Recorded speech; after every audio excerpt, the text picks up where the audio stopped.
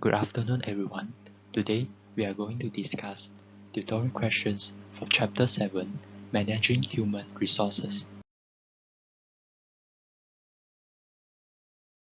Before we proceed to the questions, let me introduce our group members. They are Erica Wong, Jim Chuan, Fong Ti, Xiu Teng, Pei Jie, and also Yan Yi. Now, let us invite Fong Ti to present question 1.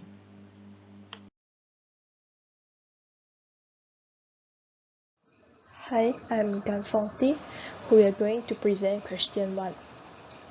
For question 1, how does human resource management affect all managers?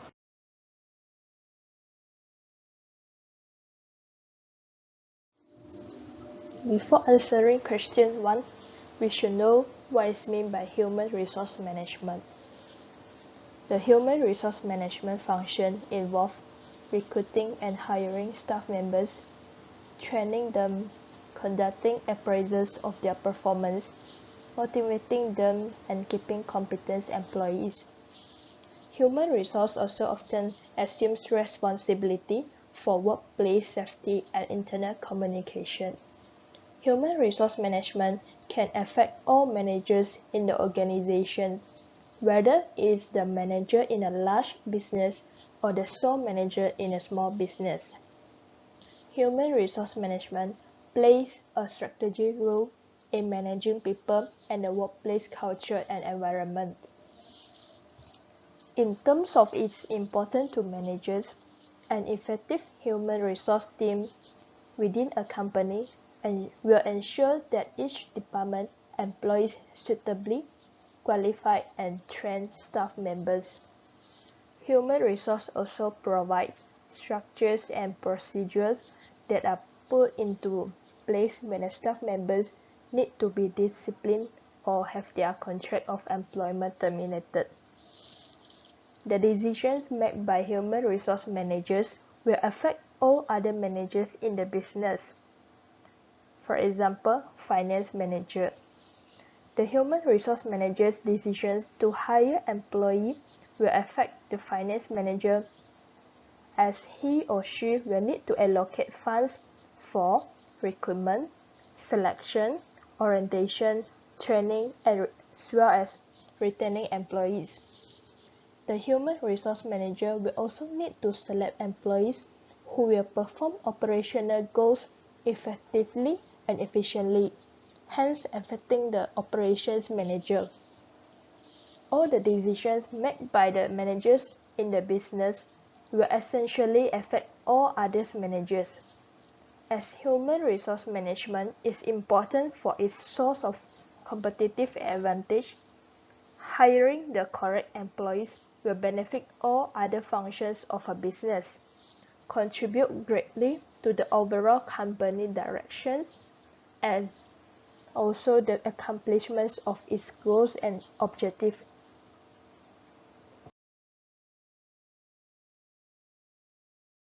Moving on to question 2.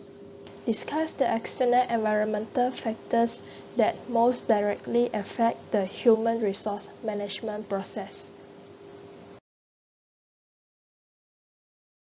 There are 4 external environmental factors that most directly influence the human resource management process, which are governmental laws and regulations, employee labor unions, economic conditions, and demographic trends.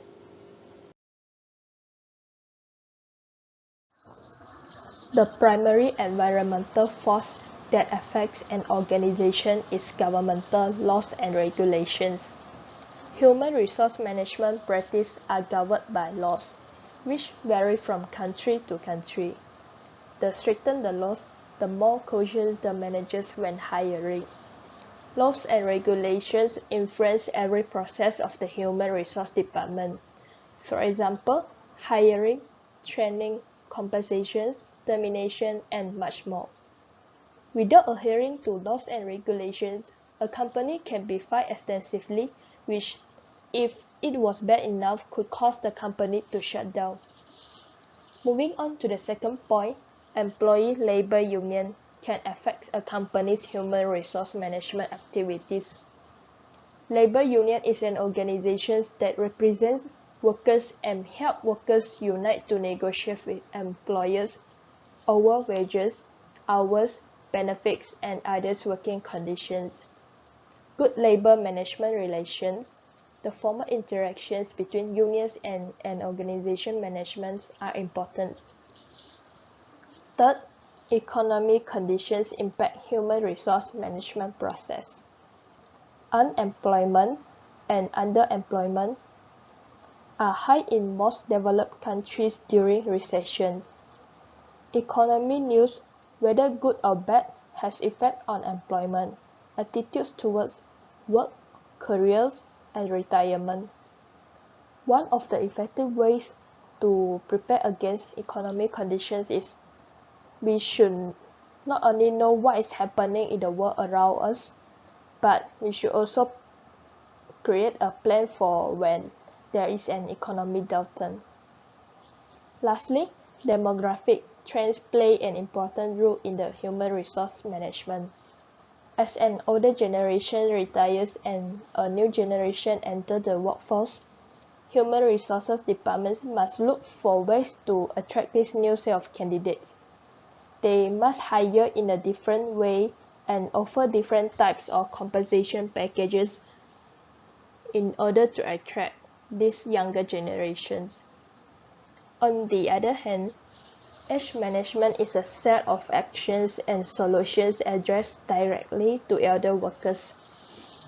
For example, adjusting workplace to health needs and physical requirements, flexible work times, possibility of break and rest, proper job description, proper trainings, and also modified motivational systems.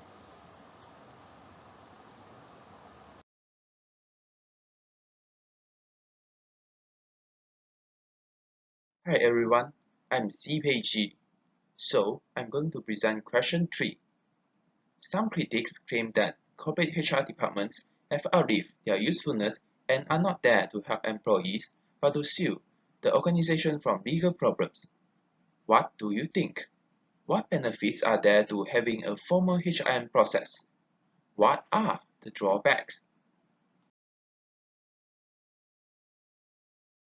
HR department is critical to the success of an organization since human resources are the true assets of the organization.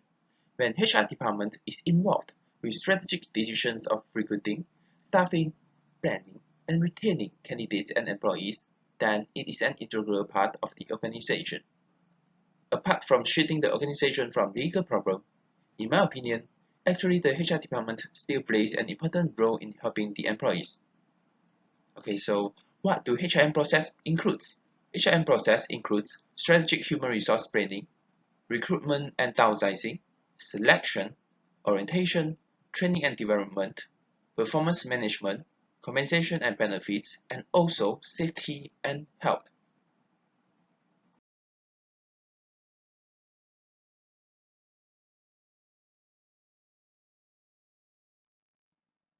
So, what are the benefits of having proper HRM process? First of all, HRM process helps in producing quality workforce. Manpower planning is one of the most important responsibility of the HR department.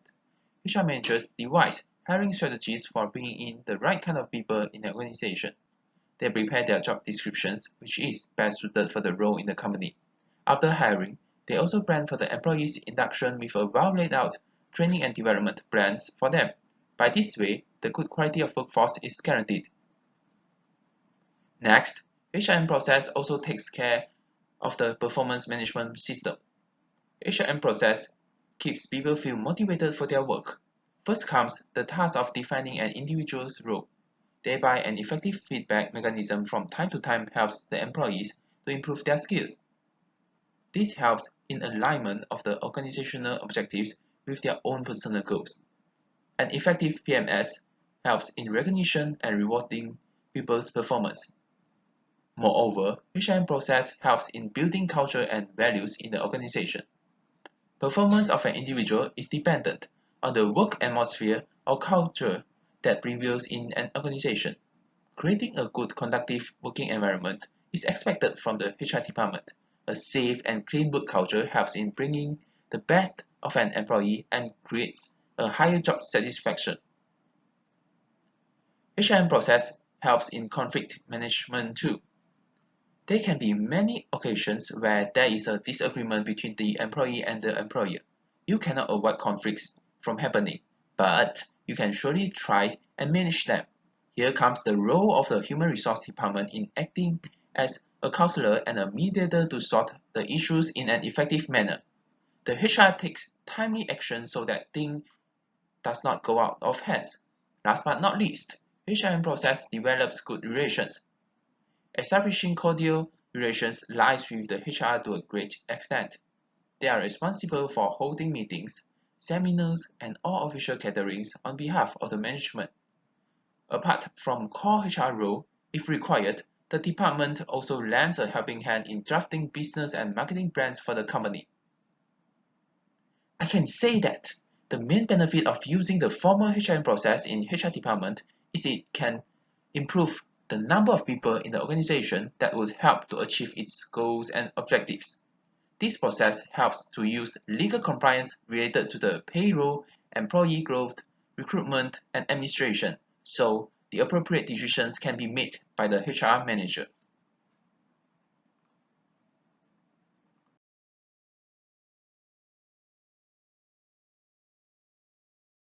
Now, we are going to talk about the drawbacks. First of all, HRM process costs a lot. For example, the cost to train the employees. You must put time and money into making sure the new hires understand their job responsibilities. They have to go through many proper trainings. Improper training can lead to sloppy work or eventual employee turnover, which means repeating the whole process. Next, HRM process depends a lot on the ability of the HR manager and its staffs. Achieving wholehearted cooperation, energy, and commitment from large numbers of employees is difficult, so managers are often unrealistic in their hopes.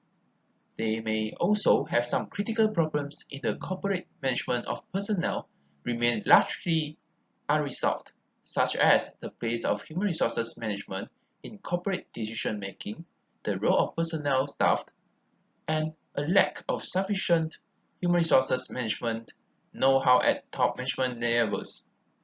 Last but not least, the HR department will engage with organization members daily, which is both good and bad. While it can facilitate a positive company culture, it may also become difficult for them to remain unbiased in their duties if the HR staffs become too submissive or friendly with the other colleagues. If HRM process is not conducted well, the organization may face with unwanted legal problems. The employees' performances will not meet the requirements also.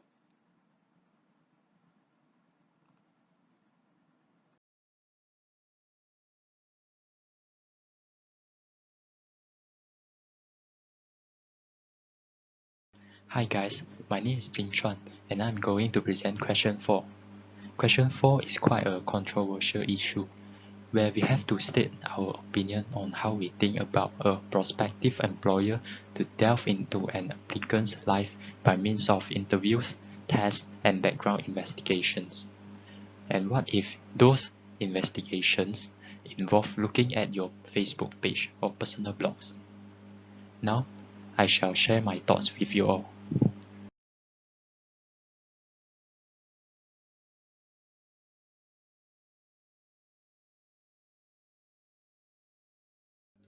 Employment decisions can make or break a company and certainly contribute to its success.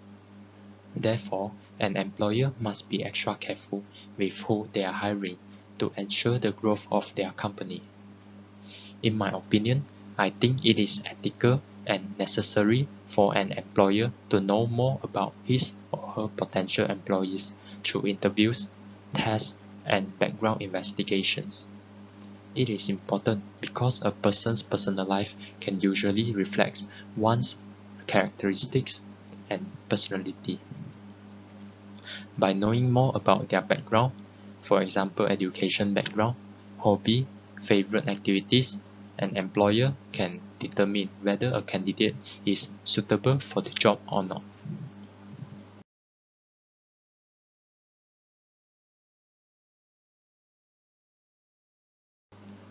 Besides that, I think there's nothing wrong for an employer to carry out investigation through personal Facebook page or blog.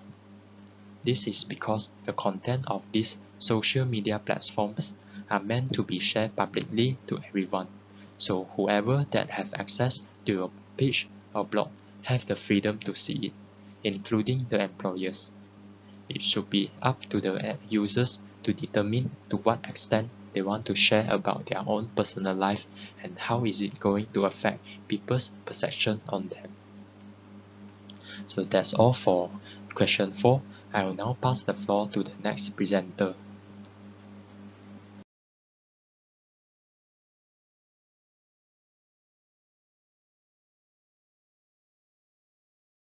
Hi everyone, my name is Erica and today I will be presenting question 5.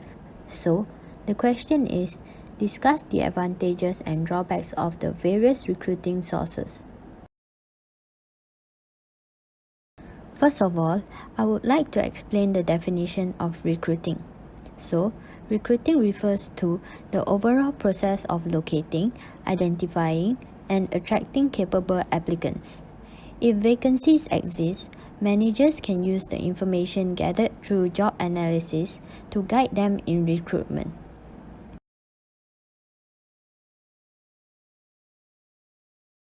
Moving on to answer the question, the sources of recruitment consist of internal as well as external sources. Internal sources are those where the vacancy is filled from within the organization. For example, personnel who is already in the payroll of an organization. External sources, on the other hand, consist of the labor market, which can be tapped by the way of job advertisements in newspapers and journals, employment exchanges, and notifying vacancies to educational, professional, and technical institutions. Some of the examples of internal sources are transfer and promotion. For transfer, the advantage is that the existing manpower can be used to an optimum level by training them and preparing them for higher jobs. Whereas, the drawback is that it creates another new vacancy which needs to be filled. On the other hand, promotion develops competitive spirit among employees for acquiring knowledge and skills for a higher job. But the drawback is that there is a high possibility that morale problems such as worker alienation and finding all means to not attend work will occur among those who are not promoted. Next, some of the external sources of recruitment are internet, employee referrals, and college recruiting. So, for internet, the advantage is it enables organizations to reach out to a large number of people and obtain feedback almost immediately, but it is not accessible by everyone. Employee referrals, on the other hand, is most commonly used because it is most likely able to generate strong candidates because a good referral reflects on the recommender. But the drawback is that there might be conflicts since workers are most likely going to support his co-worker who is actually his friend or relative, although he is at fault. Lastly, college recruiting, which is selecting from a large centralized body of candidates, is most likely able to employ employees with updated talents and technology. However, it is a lengthy and costly procedure when it comes to advertising and interviewing the candidates. That is all from me. Thank you. I will now pass the floor to the next presenter.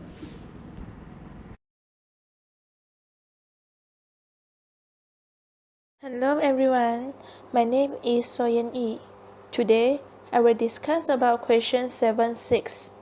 Are selection devices biased? Explain why or why not. Identify the pros and cons of such device.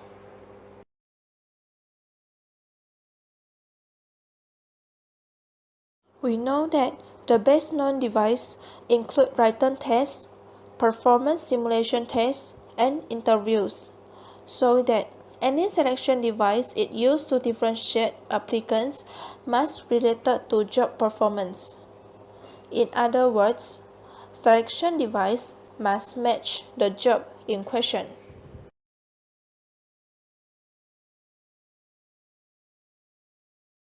Here are some examples. Work sampling works best with low-level jobs. Assessment centers work best for managerial positions, and interview, along with the application form, is an almost universal selection device.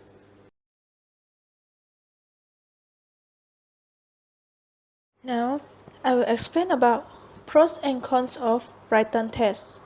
Written tests include tests of intelligence, aptitude, ability, and interest. Managers are increasingly aware that poor hiring decisions are costly and that properly designed tests can reduce the likelihood of making such decisions. In addition, the cost of developing and validating a set of written tests for a specific job has declined significantly.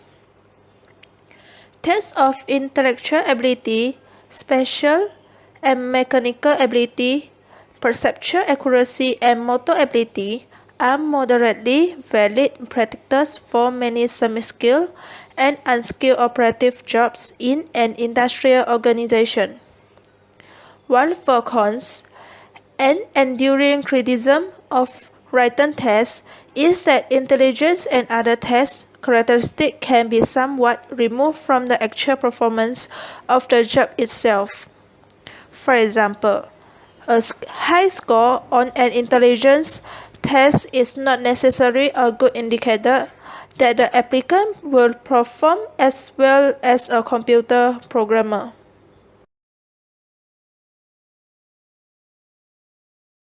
Next, I will explain about pros and cons of performance simulation test. Performance simulation test is a selection device based on job behaviors. For pros, the first one is money. Designing, building, testing, redesigning, rebuilding, and retesting for anything can be an expensive project. Simulations take the building or rebuilding phase out of the loop by using the model already created in the design phase. Most of the time, the simulation testing is cheaper and faster than performing the multiple tasks of the design each time. The second pros is the level of detail that we can get from a simulation.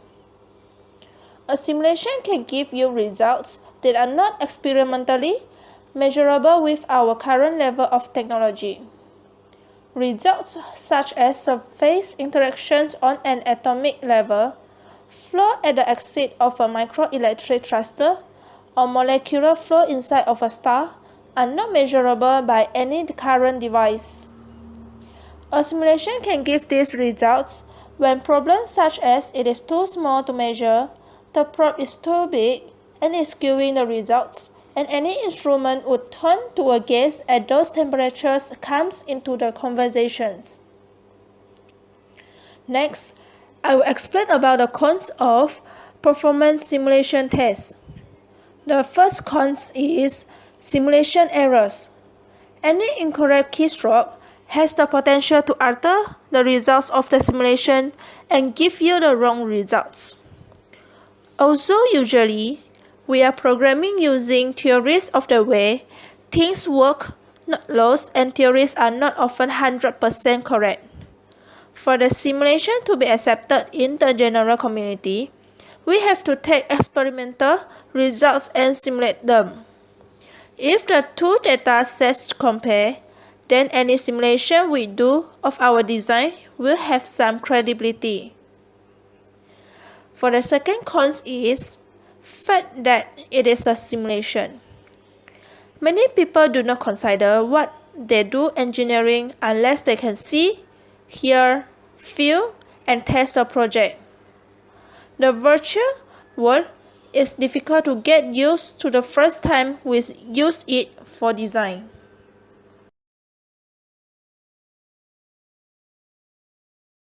The last part is pros and cons of interviews. For pros, interviews can be reliable and valid selection tools when structured and well organized, and when interviewers hold to common questions.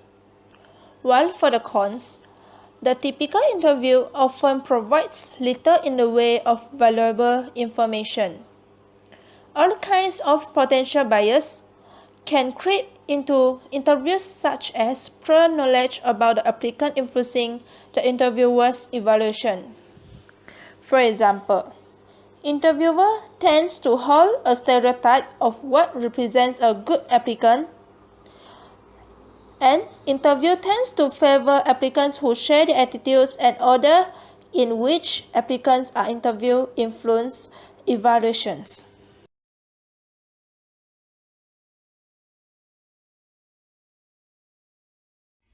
My name is Lim Seo Teng, and I will be presenting question 7 and question 8. So, question 7 is, what are the benefits and drawbacks of realistic job previews? Consider this question from both the perspective of the organization and the perspective of a potential employee.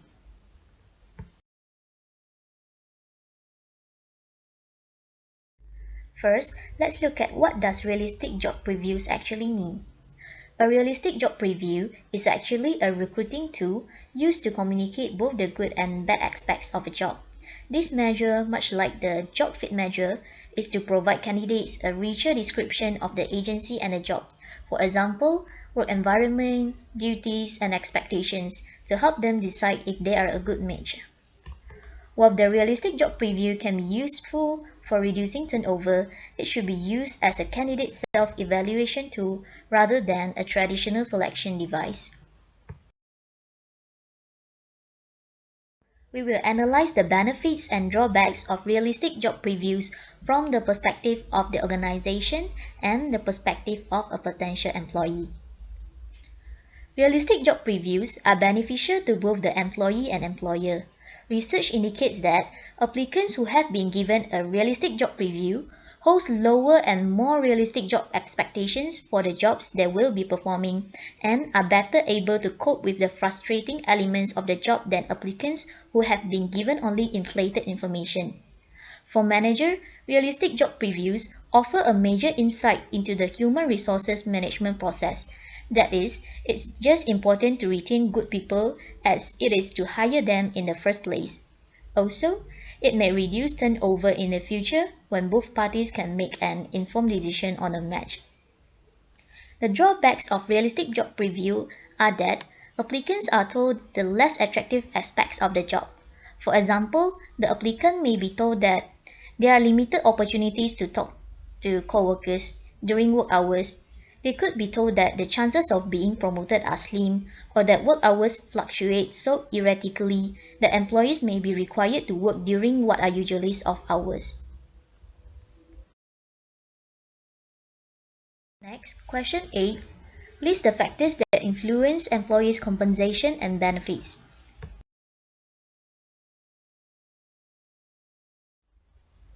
Compensation is a very important issue in human resource management and affects the relations between management and workers. Compensation is also one of the biggest reasons of dispute between employers and employees. Employees provide their services to the business, they devote their time, energy, skills, knowledge to the organization. In consideration of this devotion, employer gives compensation to employees.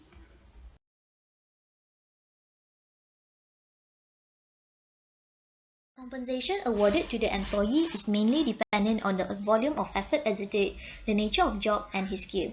Other factors affecting employee compensation can be categorized into internal factors and external factors.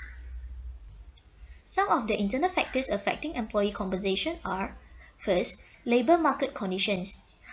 Employees with rare skill sets and expertise gained through experience command higher wage and salary than the ones with ordinary skills abundantly available in the job market. Second, economic conditions.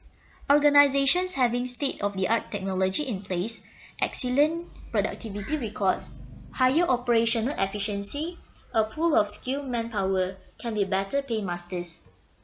Third, government control. Government through various legislative enactments such as Minimum Wages Act 1948, Payment of Wage Act 1936 have a bearing on compensation decisions. Therefore, firms have to decide on salaries and wages in the light of the relevant acts. Some of the external factors affecting employee compensation are: first, employers' affordability. Those organizations which earn high profit and have a larger market share can afford to pay higher pay than others. Second, worth of a job.